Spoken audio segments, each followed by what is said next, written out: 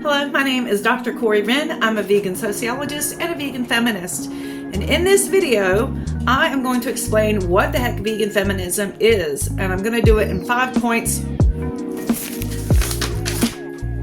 5 points or less.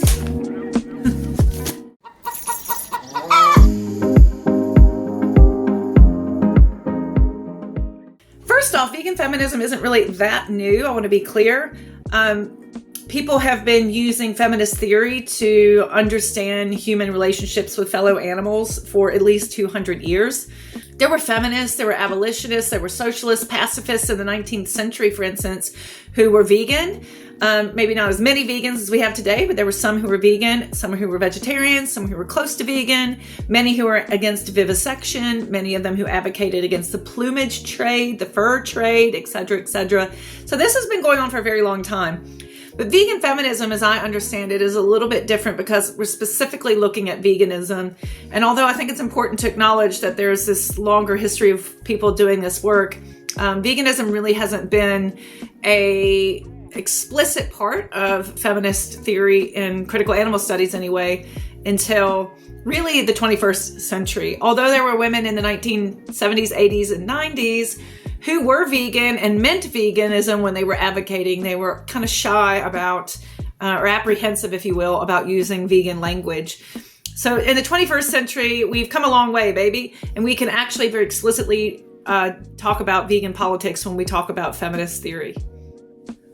So the first thing to understand about vegan feminist theory is that it includes non-human animals, fellow animals, other than human animals, however you want to call them, as a vulnerable group, as a marginalized group, arguably the largest marginalized group of sentient beings on the planet. And it's relevant to feminism because feminism is a theory of power. And if we understand non-human animals as sentient, that means that they are self-aware and they care about what happens to them. They seek out pleasure. They try to avoid pain. They want to preserve their lives. They want to preserve the lives of their children and their community members. They're sentient beings. If that's the case, then we need to recognize that in a human supremacist society, that non-human animals are feminized in their powerlessness, in their relative powerlessness to humans. And humans, in fact, enact their humanity. That is, they are able to demonstrate their role or status rather, as a human. They're able to do that through dominating fellow animals. So, for instance, this is a big reason why men who embody masculinity, who seek to embody masculinity, oftentimes can do so through dominating other animals, eating way more meat than women would, wearing non-human animals on like very visibly, like with leather, and then buying animal products for their ladies. It's a big misnomer, by the way, that the fur industry is a woman-dominated industry. Although women are more likely to wear fur, it's men who are more likely to be purchasing that fur as a status symbol of their masculinity and their prowess to then put onto women. So we definitely see that non-human animals, they are feminized, they oftentimes are even sexualized. And Carol Adams has written quite a lot about that in her book, The Sexual Politics of Meat. That seems kind of weird. What do you mean you're sexualizing animals?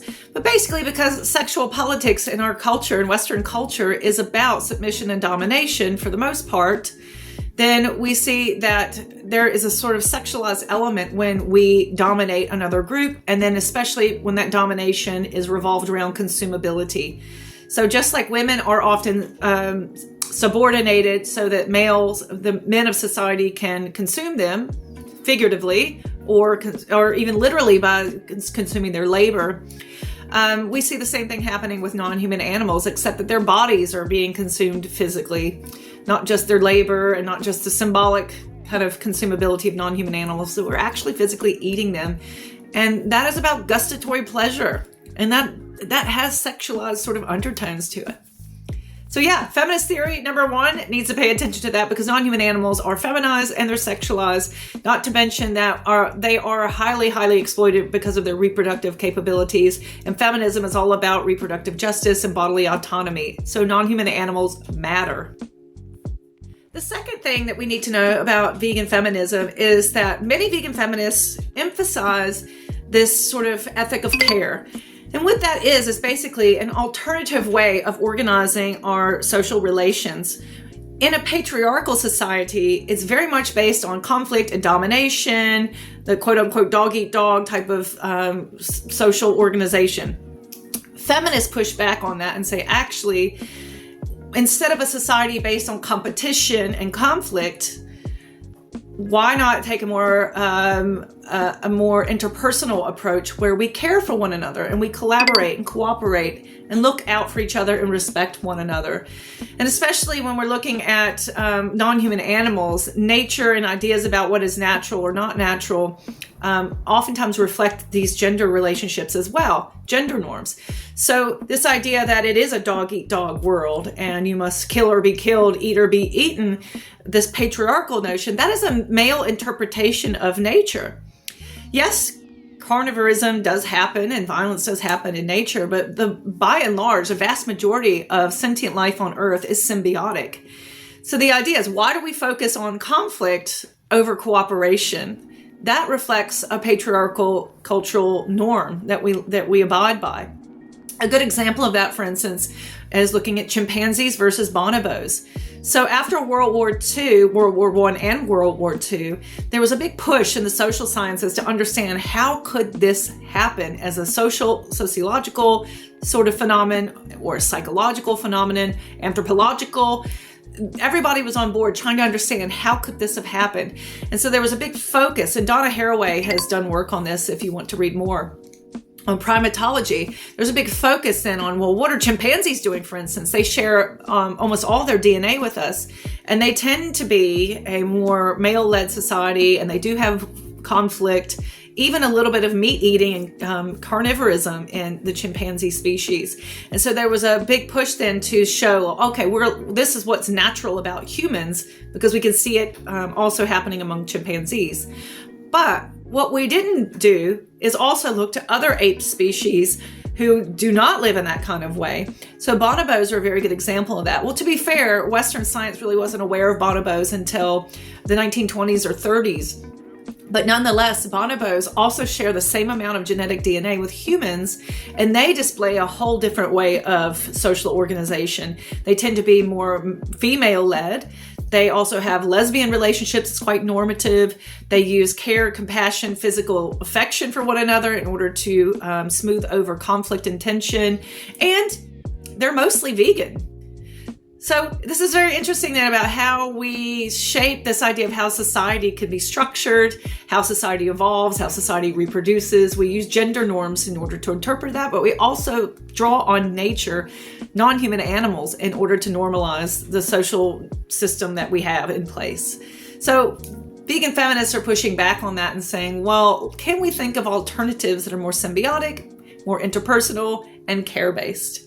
Caring about other animals is not a weakness. It's not unnatural. It's actually a very normal part of sentient, multi-species life. The third major thing about vegan feminism is its intersectionality. So vegan feminism, it draws on ecofeminism, which is deeply intersectional, and it draws on Black feminism, which of course that is its main thing, is intersectionality.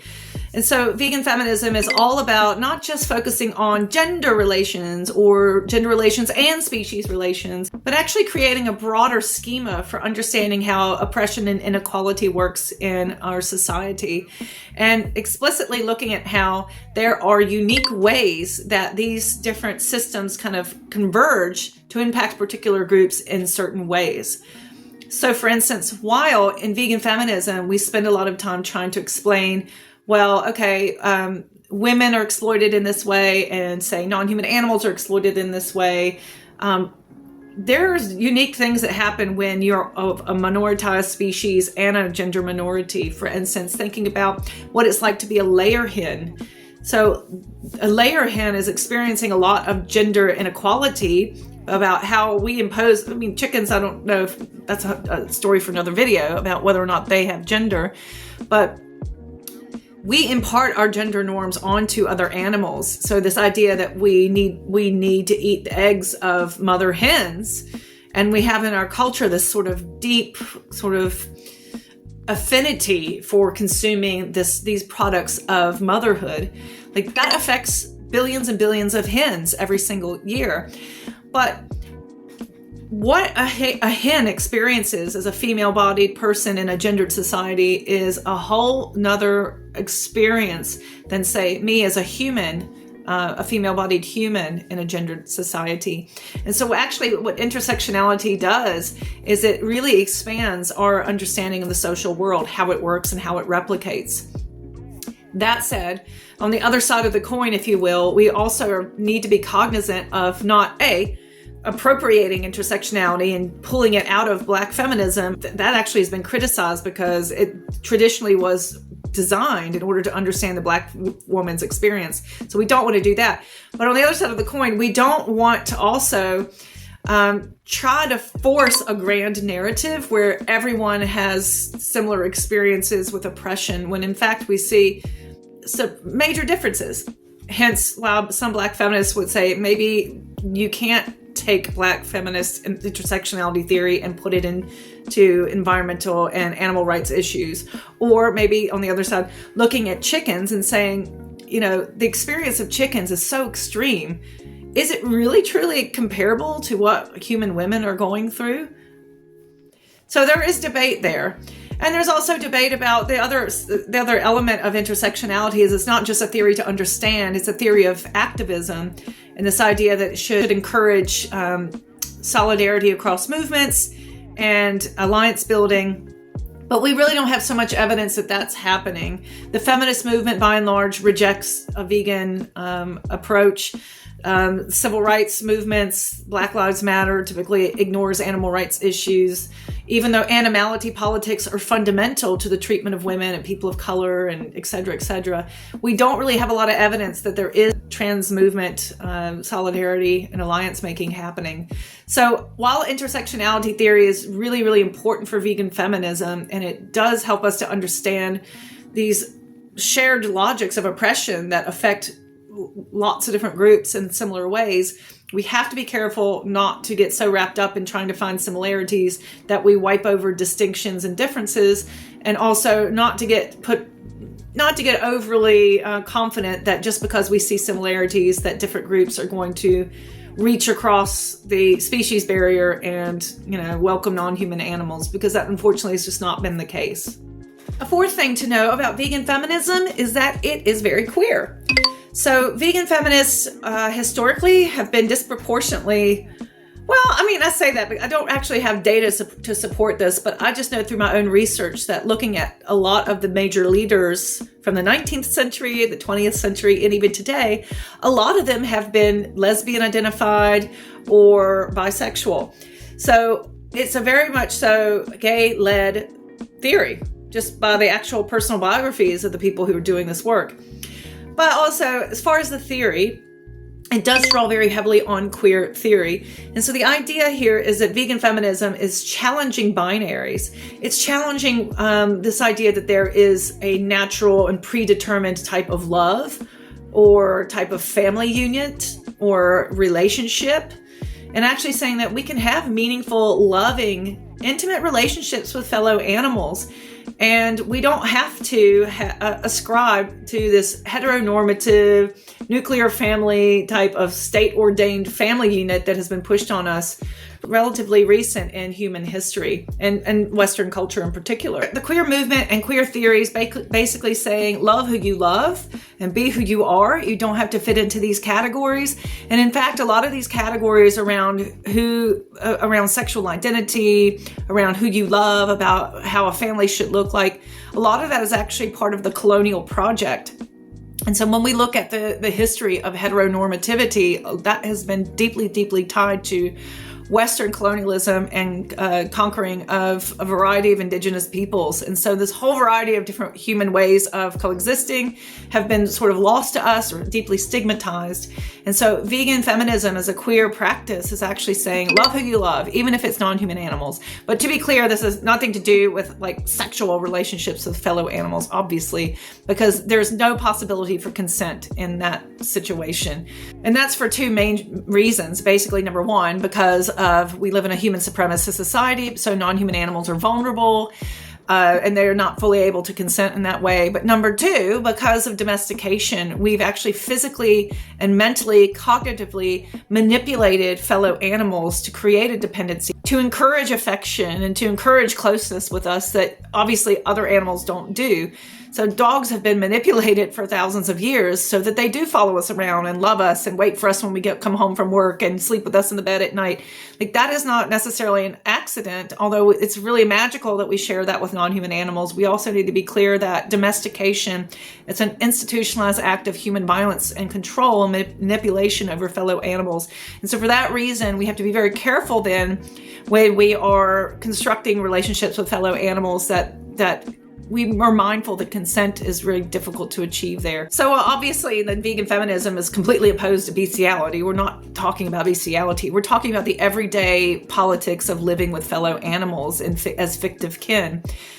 So while I do think many vegan feminists would argue that we do have a duty to take in non-human animals if we have the ability to do so, on the other hand, we don't want to be replicating domestication because it is an institution of violence. It manipulates non-human animals, creates vulnerability, intentionally creates dependency, and that is antithetical to feminist ideals and certainly antithetical to vegan ideals. And so then that ultimately means that in the utopian future, we would stop the replication of companion animals for our privilege and pleasure. And so that's where you start to see these politics of consent really returning, because a lot of people get really upset when they think about this idea that, oh, the vegans want to take away our dogs and cats. Vegans don't want to take away dogs and cats. Vegans want to take away domestication, which is a serious threat to their bodily autonomy and their agency. So that's where you can see issues with consent that the queer theory might actually have some difficulty with. Is like, well, all right, it's great that we're creating multi-species fictive kin, but also we want to be cognizant of the fact that non-human animals don't necessarily get to consent to their living with us and being in these relationships with us. That goes for even our dogs and cats that we love very much, and we know that they love us very much. We still, at the end of the day, have to recognize that it is a forced relationship. That brings me to the final point on vegan feminism, and that is how it draws very deeply in ecofeminist theory. So actually, vegan feminism, if I had to explain where it came from, like obviously critical animal studies, there's a lot of feminist work that's done in critical animal studies, but actually vegan feminism probably more closely can be traced to its roots in ecofeminism. And a lot of vegan feminists today actually would identify as ecofeminists over vegan feminists. But basically the idea is that looking at this divide between nature and civilization, human culture and biological nature, the idea that this is socially constructed, this distinction from humans and nature, that in fact we are animals as well. We come from nature, we are of the environment, we are part of the ecosystem, and to differentiate ourselves from these natural systems is actually quite problematic and toxic. And it's very gendered. When we say, for instance, that the fields were ravaged, that's using gendered language, or when we call nature Mother Nature. So we have this sort of long-standing gendered logic that we've imposed on human relationships with nature. And obviously non-human animals are also pushed into nature. Women are pushed into nature, people of color are pushed into nature, colonized people are pushed into nature. And so this is why we cannot disentangle gender from environmental politics, because essentially this divide between humans and nature is upheld through gender norms. And one of the ways that we replicate gender norms is by drawing on nature. So it's a very reciprocal type of relationship. For instance, this is how we understand why women are disadvantaged and discriminated against, because historically they were thought to not be fully human. They were more of nature than of civilization. They aren't as fully developed, or they're further behind on the evolutionary chain than men are. And it's not just men, but also white men. And so people of color were also thought to be more like nature and more barbaric, more savage, and that justified not giving them equal rights. With people of colonized spaces, one of the ways that colonization was rationalized was by this idea of, well, the Western countries are spreading this Western European civilization, and it's their duty to do so because these people on these colonized spaces are savage, they're undeveloped, they are uncivilized. And of course, non-human animals. Why is it that most people don't give a crap about non-human animals? It's because they're not considered to be part of our society. They're not considered to be part of human culture. They're not considered to be civilized. They are of nature. And if they are of nature, they become objects, resources, and they are excluded from our circle of moral worth, basically. So that's why ecofeminism is very, very important to vegan feminism, because we're ultimately challenging the most fundamental thing that vegan feminism is doing is challenging this false construct that humans are somehow distinct from nature. And this has not been around forever. This is something that's been a sort of work in progress over the past 1,000 years or so. But really, since the Enlightenment period, really since the institutionalization of science and medicine, all, of course, deeply patriarchal institutions, and helped along by institutionalized religion, I should add. All these really hastened this distinction between humans and nature, civilization and wilderness.